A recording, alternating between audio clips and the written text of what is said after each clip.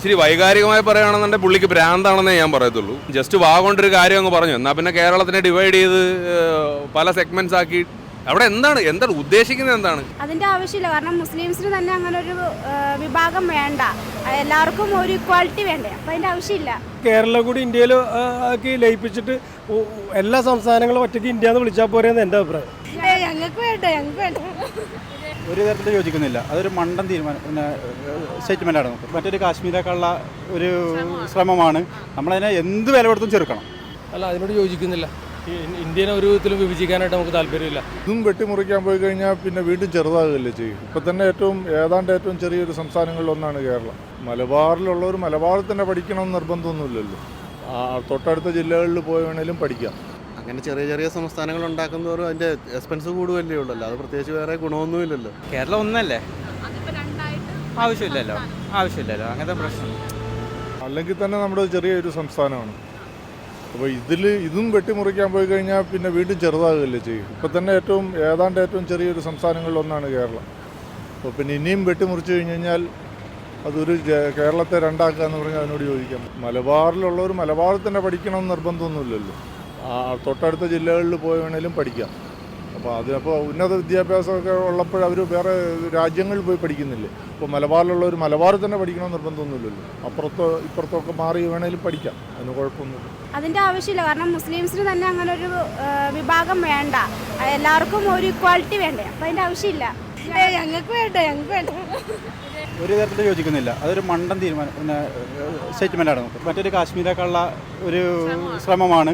നമ്മളതിനെ എന്ത് വില കൊടുത്തും ചെറുക്കണം. അല്ല, എന്ത് പറഞ്ഞാലും അതിൽ തെറ്റ് പറയാൻ പറ്റില്ല എന്ന് പറയുന്ന ഒരു പേഴ്സ്പെക്റ്റീവ് ഉണ്ട്. അത് ആരെന്ത് പറഞ്ഞാലും അത് ഒരു ഇച്ചിരി വൈകാരികമായി പറയുകയാണെന്നുണ്ടെങ്കിൽ പുള്ളിക്ക് ഭ്രാന്താണെന്നേ ഞാൻ പറയത്തുള്ളൂ. കാരണം എന്ത് തെറ്റ് പറയാൻ പറ്റില്ല എന്നാണ് പറയുന്നത്?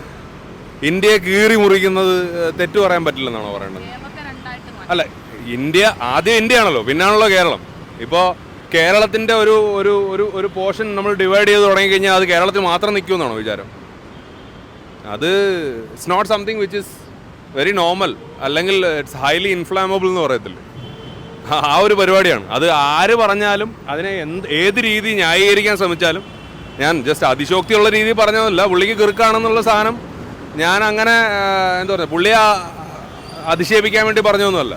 ഒരു കിറുക്കൻ പ്രസ്താവന അല്ലെങ്കിൽ ഒരിക്കലും ബേസ്ലെസ് ആയിട്ടുള്ളൊരു സംഭവം മാത്രമേ ഇങ്ങനെ പറയാൻ പറ്റൂ. കാരണം അന്നേരം ജസ്റ്റ് കൊണ്ടൊരു കാര്യം അങ്ങ് പറഞ്ഞു. എന്നാൽ പിന്നെ കേരളത്തിനെ ഡിവൈഡ് ചെയ്ത് പല സെഗ്മെന്റ്സ് ആക്കി അവിടെ എന്താണ് ഉദ്ദേശിക്കുന്നത്? എന്താണ് ഐക്യമോ യൂണിറ്റിയാണോ? ഈസോപ്പ് കഥകൾ പറഞ്ഞിട്ടുള്ള കഥകളൊക്കെ ഇപ്പോൾ ഇവരെ പഠിപ്പിക്കാൻ പറ്റുമോ? ഇല്ല. I am just nobody. അപ്പോൾ അത്യാവശ്യം സിനിമയിലൊക്കെ ജസ്റ്റ് തുടങ്ങി വരുന്നേ ഉള്ളൂ. അപ്പം നിങ്ങളുടെ ഈ ഒരു ഇനിഷ്യേറ്റീവ് നല്ലതാണ്, പക്ഷേ ഇതൊക്കെ എവിടെ എത്തും എന്നുള്ളത് അറിയില്ല. ഇപ്പം ഇതേ ക്വസ്റ്റ്യൻസുമായിട്ട് നിങ്ങൾ ടോപ്പിലായിട്ട് ഇരിക്കുന്ന ആൾക്കാരോട് സംസാരിച്ചാൽ ചിലപ്പോൾ അവർ റെസ്പോണ്ട് പോലും ചെയ്തെന്ന് വരത്തില്ല. കാരണം കോൺട്രവേഴ്സീസ് ആർക്കും താല്പര്യമില്ല. കോൺട്രവേഴ്സീസ് താല്പര്യമില്ലാത്ത ഒരു സൊസൈറ്റിയിലാണ് നമ്മളിപ്പോൾ ജീവിച്ചിരിക്കുന്നത്. പിന്നെ എന്തെങ്കിലുമൊക്കെ പറയാമെന്നുള്ള രീതി പറയായിരിക്കും, പക്ഷേ ഇത് ഇച്ചിരി ഹാർഷായി പോയാലും കുഴപ്പമില്ല, തല്ലുകൊള്ളേണ്ട പറച്ചിലാണ്. പണ്ട് ഇതേമാതിരി തിരുവിതാംകൂർ, കൊച്ചി, മലബാർ അങ്ങനെ ആയിരുന്നല്ലോ, 3 പ്രവിശ്യകളായിരുന്നു. പിന്നീടാണ് കേരളം രൂപീകരിക്കപ്പെട്ടത്. പിന്നെ ആർക്ക് വേണ്ടിയാണ് വീണ്ടും വിഭജിക്കുന്നത്? വേണമെങ്കിൽ നമുക്ക് കേരളം കൂടി ഇന്ത്യയിൽ ആക്കി ലയിപ്പിച്ചിട്ട് എല്ലാ സംസ്ഥാനങ്ങളും ഒറ്റയ്ക്ക് ഇന്ത്യ എന്ന് വിളിച്ചാൽ പോരെയെന്ന് എൻ്റെ അഭിപ്രായം. പണ്ട് ഗാന്ധിജി പറഞ്ഞ മാതിരി ഇന്ത്യയും പാകിസ്ഥാനും എന്നെ കീറി മുറിക്കുന്നതിനെ പോലെ ആണ് എന്ന് പറഞ്ഞ മാതിരി കേരളം രണ്ടായിട്ട് കീറി മുറിക്കേണ്ട ആവശ്യമുണ്ടോ എന്ന് എനിക്ക് തോന്നില്ല. കേരളം ഗോഡ്സ് ഓൺ കൺട്രി അല്ലേ. അപ്പോൾ അത് ഒരു പേര് നമ്മളെ സ്വയം രണ്ടായിട്ട് മുറിക്കുന്ന പോലെയല്ലേ നമ്മുടെ ഒരു വീട് അല്ലെങ്കിൽ നമ്മളെ സ്വയം തന്നെ. അതിൻ്റെ ആവശ്യമില്ല എന്ന് തന്നെയാണ് എൻ്റെ അഭിപ്രായം. അല്ല, അതിനോട് യോജിക്കുന്നില്ല. ഇന്ത്യനെ ഒരു വിധത്തിലും വിഭജിക്കാനായിട്ട് നമുക്ക് താല്പര്യമില്ല. എനിക്ക് അതിനോട് യോജിപ്പില്ല. കേരളം എന്ന് പറഞ്ഞാൽ മലയാളികൾ മൊത്തം മലയാളം സംസാരിക്കുന്നവർ മുഴുവൻ ഒരു സംസ്ഥാനം, അതിൻ്റെ ആവശ്യം വരുന്നില്ലല്ലോ. അതാണ് എൻ്റെ അഭിപ്രായം. രണ്ടാക്കേണ്ട ആവശ്യമില്ലല്ലോ. കേരളം രണ്ടാക്കണമെന്ന് പറയുമ്പോൾ അതൊരു മലബാറിലെ ജനങ്ങളെ എല്ലാം അവിടെ ചേർത്തുകൊണ്ട് ഒരു സംസ്ഥാനം. അത് ശരിയാവുന്നുള്ള. കേരളം ഒന്നല്ലേ, ആവശ്യമില്ലല്ലോ അങ്ങനത്തെ പ്രശ്നം. ചെറിയ ചെറിയ സംസ്ഥാനങ്ങൾ ഉണ്ടാക്കിയിട്ട് എന്ത് ചെയ്യാനാണ് ഇവിടെ? അതെല്ലാം കൂടെ ചേർത്തിട്ട് മലബാർ സംസ്ഥാനം വേണം, മലബാറിനെ ഒഴിച്ചു നിർത്തിയിരിക്കുന്നു എന്നാണ് അയാൾ പറയുന്നത്. അങ്ങനെ ചെറിയ ചെറിയ സംസ്ഥാനങ്ങൾ ഉണ്ടാക്കുന്നവരും അതിൻ്റെ എക്സ്പെൻസ് കൂടുകയല്ലേ ഉള്ളല്ലോ. അത് പ്രത്യേകിച്ച് വേറെ ഗുണമൊന്നുമില്ലല്ലോ. അതിൽ കാര്യമില്ലല്ലോ. എല്ലാ ഭാഗത്തേക്കും എത്തുക, അവരുടെ കാര്യങ്ങളെല്ലാം ഗവൺമെൻറ് എല്ലാ ഭാഗത്ത് ചെയ്യുക എന്നുള്ളതല്ലാതെ കുറേ സംസ്ഥാനങ്ങൾ ഉണ്ടാക്കി വെച്ചിട്ട് കാര്യമില്ല. ഇപ്പോൾ തെലങ്കാന, ആന്ധ്രാപ്രദേശ് എന്നൊക്കെ പറഞ്ഞു കഴിഞ്ഞാൽ അവരുടെ ടെറിട്ടറി വലിയ ഏരിയ ആണ്. കേരളം എന്ന് പറഞ്ഞു കഴിഞ്ഞാൽ തന്നെ ഇപ്പോൾ ചെറിയൊരു സ്റ്റേറ്റാണ്. അത് രണ്ടാക്കി വെച്ചിട്ട് എന്താ കാര്യം ഇരിക്കുന്നത്? ഞാൻ അതിന് യോജിക്കുന്നില്ല.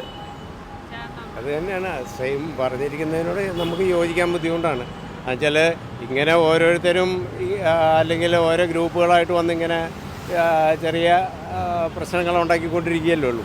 അപ്പോൾ അത് ഇപ്പോൾ തന്നെ നമ്മളെല്ലാം പ്രശ്നങ്ങളുടെ നടുവിലാണ്. നമ്മുടെ ഈ സംസ്ഥാനത്ത് നമുക്ക് ജീവിക്കാൻ പറ്റാത്ത അവസ്ഥയാണ് അല്ലേ? അതായത് ചെറിയ ആൾക്കാർക്കും വലിയ ആൾക്കാർക്കും പറ്റാത്തൊരവസ്ഥയിലാണ്. മറ്റുള്ള കാര്യങ്ങൾക്കെല്ലാം സ്റ്റേറ്റ് ഗവൺമെൻറ്റിന് പണമുണ്ട്. ഈ വക കാര്യങ്ങൾക്കൊന്നിനും പണമില്ല. നമ്മൾ അത്രമേൽ ബുദ്ധിമുട്ടുന്ന ഒരവസ്ഥയിലാണ്. അപ്പോൾ ആയത് കാരണം ഇതിനോടൊന്നും നമുക്ക് ഒട്ടും യോജിക്കാൻ പറ്റുന്നില്ല. സ്റ്റേറ്റ് ഗവൺമെൻറ്റാണ് അതിനൊരു തീരുമാനം എടുക്കേണ്ടത്. ഇങ്ങനെയുള്ള കാര്യങ്ങൾക്കൊന്നും പാടില്ല എന്ന് തന്നെ വരുത്തേണ്ടത് സ്റ്റേറ്റ് ഗവൺമെൻറ്റാണ്.